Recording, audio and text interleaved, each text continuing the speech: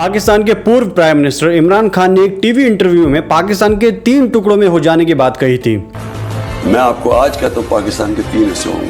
वैसे जो बात इमरान खान ने बोली है उसकी एक तस्वीर सी बनती हुई नजर आ रही है, खास करके तब जब पाकिस्तान में हाल ही में आई बाढ़ से पाकिस्तान की स्थिति और भी ज्यादा नाजुक बन चुकी है। पाकिस्तान ने जो बोया है अब उसको काटने का समय आ रहा है।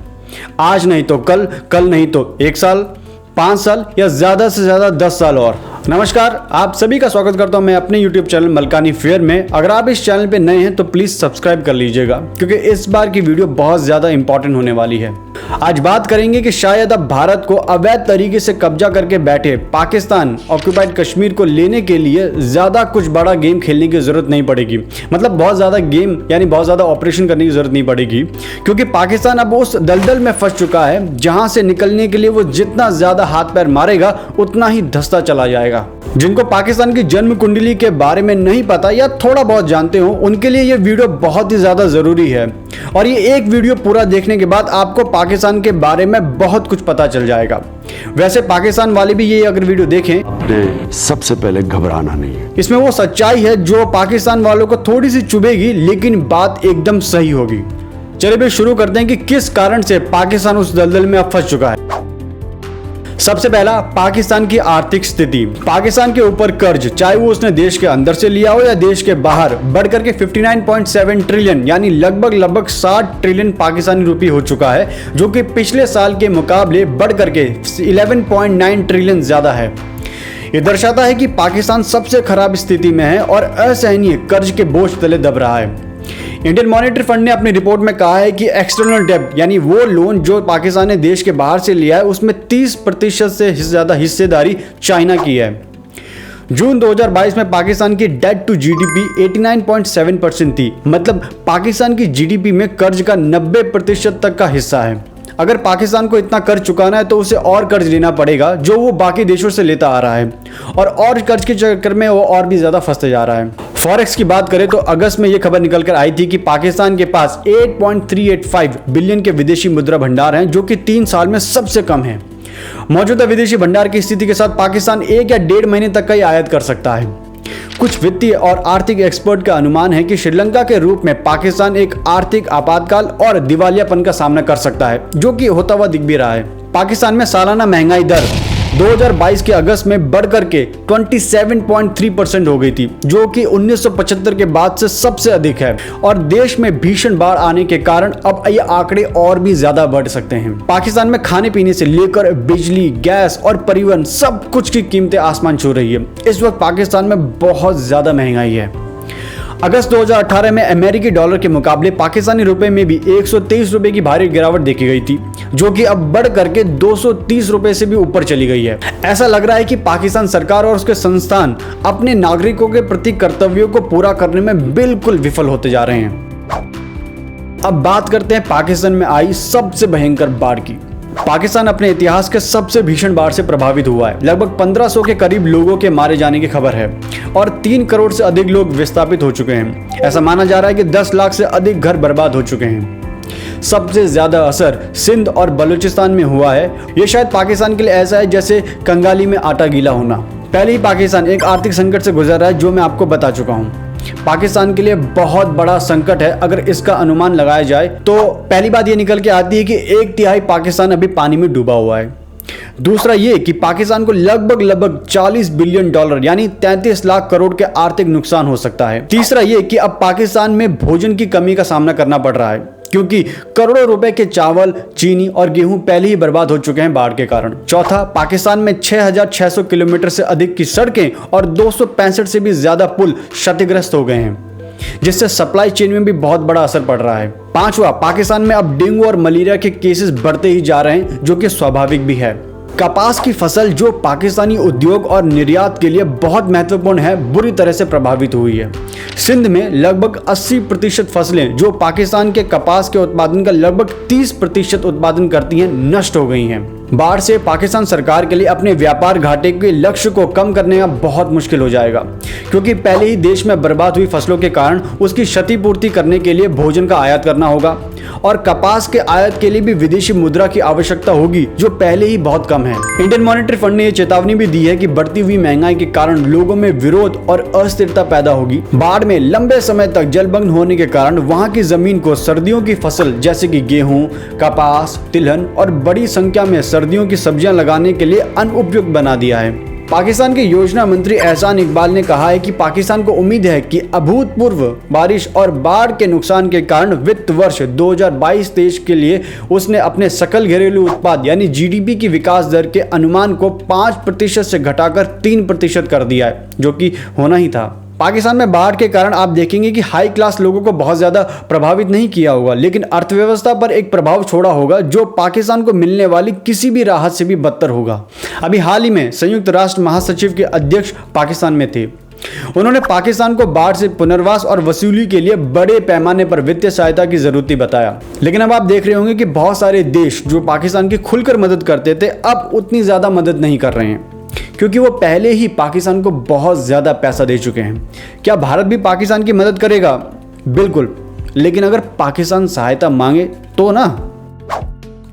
राजनीतिक संकट पाकिस्तान में हमेशा से रहा है। पाकिस्तान में डेमोक्रेसी हमेशा से एक कठपुतली की तरह रही है, जहां पर सामने से तो देश एक लोकतंत्र नजर आता है, लेकिन इनके सिस्टम यानी जो अंदर से इनका सिस्टम है उसकी डोर पाकिस्तान की सेना के हाथ में है। ऐसा कहा जाता है कि हर देश के पास अपनी सेना है, लेकिन पाकिस्तान के केस में उल्टा है। यहाँ पे सेना के पास एक देश है जिसका नाम है पाकिस्तान। पाकिस्तान के पूर्व प्रधानमंत्री इमरान खान को अविश्वास मत में बाहर कर दिया गया था। सत्ता से हटाए जाने वाले देश के एकमात्र प्रधानमंत्री हैं। पाकिस्तान के इतिहास में किसी भी प्रधानमंत्री ने पूरे 5 साल का कार्यकाल नहीं किया। हमारे सबसे बहादुर पड़ोसी देश पाकिस्तान में 4 बार तख्ता पलट हो चुका है। पाकिस्तान के पूर्व प्राइम मिनिस्टर बेनजीर भुट्टो और उनके पति पूर्व पाकिस्तानी राष्ट्रपति आसिफ अली जरदारी, पूर्व पाकिस्तानी प्राइम मिनिस्टर नवाज शरीफ, शाहिद अब्बासी और यूसुफ रजा गिलानी, इमरान खान, शहबाज शरीफ, यहाँ तक कि नवाज शरीफ की बेटी मरियम नवाज, इन सब में एक चीज बड़ी ही कॉमन है और वो है करप्शन के आरोप। जी हाँ, पाकिस्तान की पॉलिटिशियन का तो खेल ही रहा है कि जो भी प्राइम मिनिस्टर या बड़े पद पे बनेगा उसको करप्शन तो करना ही होगा। किसी को सजा मिल चुकी है तो किसी पर सुप्रीम कोर्ट या उनकी जो विशेष अदालत कोर्ट है उसमें अभी सुनवाई चल रही है।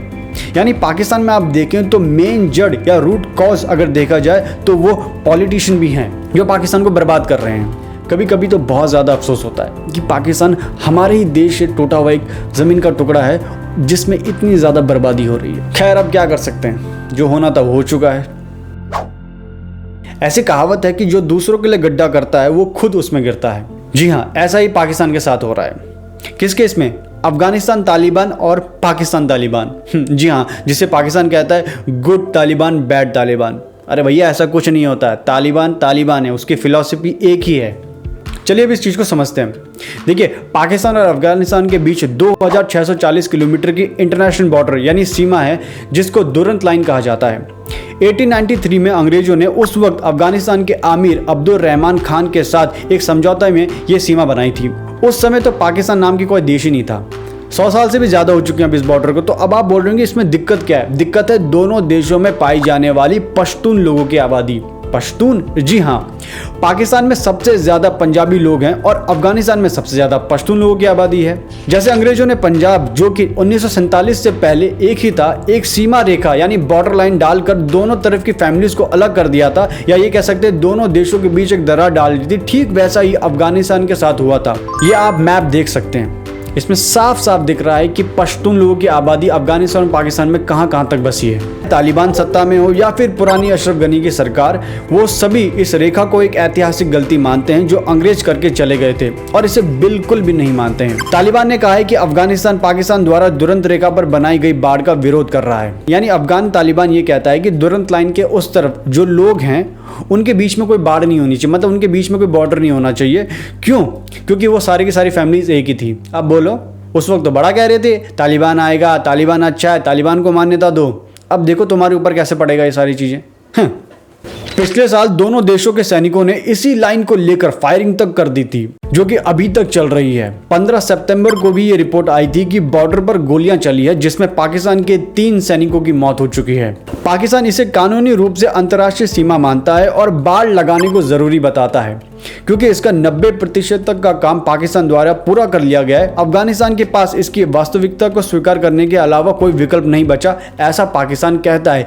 लेकिन दूसरी तरफ हम ये देखते हैं कि इसकी सबसे बड़ी वजह यह भी है कि तहरीक तालिबान, जो कि पाकिस्तानी तालिबान है, पाकिस्तान के लिए एक हमेशा से सरदर्द बना हुआ है। अब मैं बहुत ज्यादा डिटेल में तो नहीं बताऊंगा वरना वीडियो लंबी हो जाएगी, लेकिन आप ये समझिए कि वो चाहता है कि पाकिस्तान में जो सरकार है उसको हटा दिया जाए और वहां पे शरिया कानून लागू किया जाए, जिसके लिए वो पाकिस्तान के सैनिकों से लड़ रहा है। बेनजीर भुट्टो की मौत हो, मलाला यूसुफजई को गोली मारना, या फिर 2016 में पेशावर में आर्मी स्कूल में 150 से ज्यादा बच्चों का नरसंहार करना, ये सभी इसी तालिबान के कारण होता आया है। और अब अफगानिस्तान में तालिबान आने के कारण इनके हमले और भी ज्यादा बढ़ गए हैं पाकिस्तान के खिलाफ। अब बात करते हैं बलूचिस्तान की। सबसे पहले आप बलूचिस्तान को समझिए। देखिए, पाकिस्तान का सबसे बड़ा प्रांत है, लेकिन सबसे कम विकसित है और कम आबादी वाला क्षेत्र भी है। यह प्राकृतिक संसाधनों जैसे कि तांबा, सोना, यूरेनियम और विशेष रूप से प्राकृतिक गैस में भी बहुत ज्यादा समृद्ध है। पिछले 7 दशकों से पाकिस्तान प्राकृतिक गैस के लिए बलूचिस्तान का इस्तेमाल कर रहा है और पूरा पाकिस्तान इस पर निर्भर है। साल 1948 से पाकिस्तान ने बलूचिस्तान में अवैध रूप से कब्जा कर रखा है, ठीक वैसे जैसे उसने कश्मीर में किया हुआ है। बलूच लोग चाहते हैं कि बलूचिस्तान को एक स्वतंत्र राष्ट्र राज्य के रूप में मान्यता दी जाए और उनके प्रांत के संसाधनों यानी नेचुरल रिसोर्सेज में उचित हिस्सा उनको भी मिले। पाकिस्तान के बलूचिस्तान में ह्यूमन डेवलप इंडेक्स बहुत कम है, यानी अगर आप बलूचिस्तान को देखेंगे तो आप ये पाएंगे कि बलूचिस्तान अभी भी बहुत पिछड़ा हुआ है। क्यों भाई? उनके संसाधनों को भी ले रहे हो, उनको हिस्सेदारी भी नहीं दे रहे हो और इतना पिछड़ा हुआ राज्य बना दिया आपने। इसीलिए आपने BLA यानी बलूचिस्तान लिबरेशन आर्मी का नाम भी सुना होगा।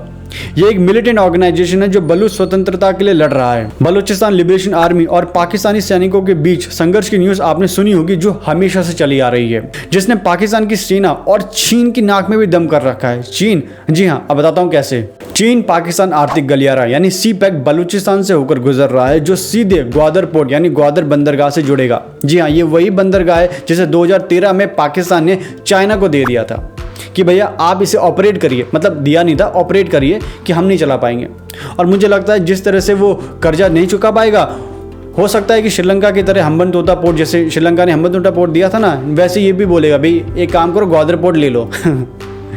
ग्वादर एक मछली पकड़ने वाला शहर है, लेकिन जब चाइना ने ग्वादर पोर्ट में निर्माण किया और उसे ऑपरेट करना शुरू किया तो यहाँ के मछुआरों की एकमात्र आजीविका नष्ट हो गई। इसलिए आपने बड़े पैमाने पर ग्वादर को हक दो आंदोलन आपने पाकिस्तान में होते हुए देखा था।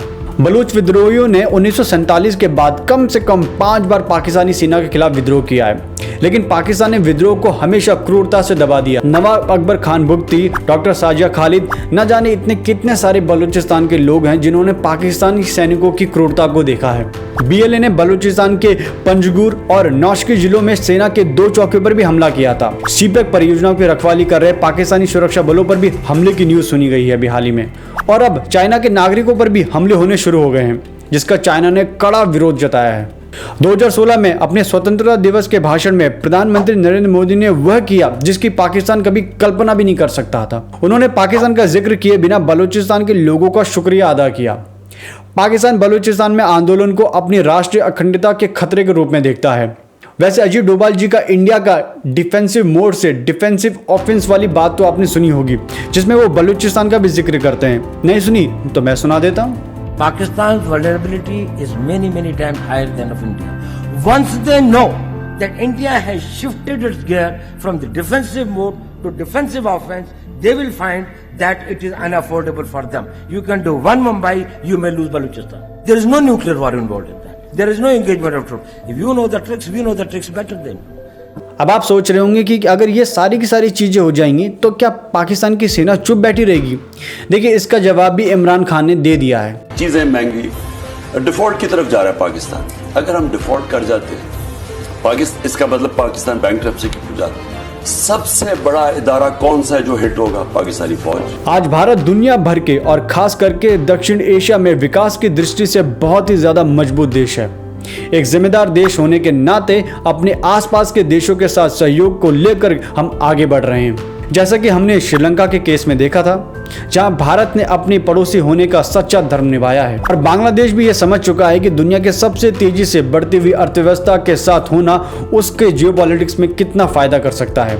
इस्लामाबाद को यह समझ लेने की जरूरत है कि पड़ोसियों के साथ सहयोग से आपदा प्रभावित देश का कद कम नहीं हो जाता। गुस्से में तो बैठे हुए हैं, पता नहीं किस चीज का है कि 370 हटा दिया तो व्यापार नहीं करेंगे, मत करो। भारत के पास अभी बहुत बड़ा और अच्छा अवसर है कि पाकिस्तान से इतना आगे निकल जाए कि फिर पाकिस्तान कभी भारत के लिए एक चुनौती के तौर पर ना निकल सके। अब भारत के नेतृत्व को यह देखना पड़ेगा कि क्या वो दोबारा से पुरानी गलतियां दोहराएगा या नहीं, या इस बार जो मौका मिला है इसका बहुत अच्छे से इस्तेमाल किया जाएगा। आशा करता हूं आपको वीडियो पसंद आया होगा। अगर वीडियो पसंद आया तो प्लीज़ इसे लाइक कीजिए, शेयर कीजिए, सब्सक्राइब कीजिए। मिलते हैं किसी दूसरी वीडियो में किसी नए टॉपिक के साथ। तब तक के लिए धन्यवाद।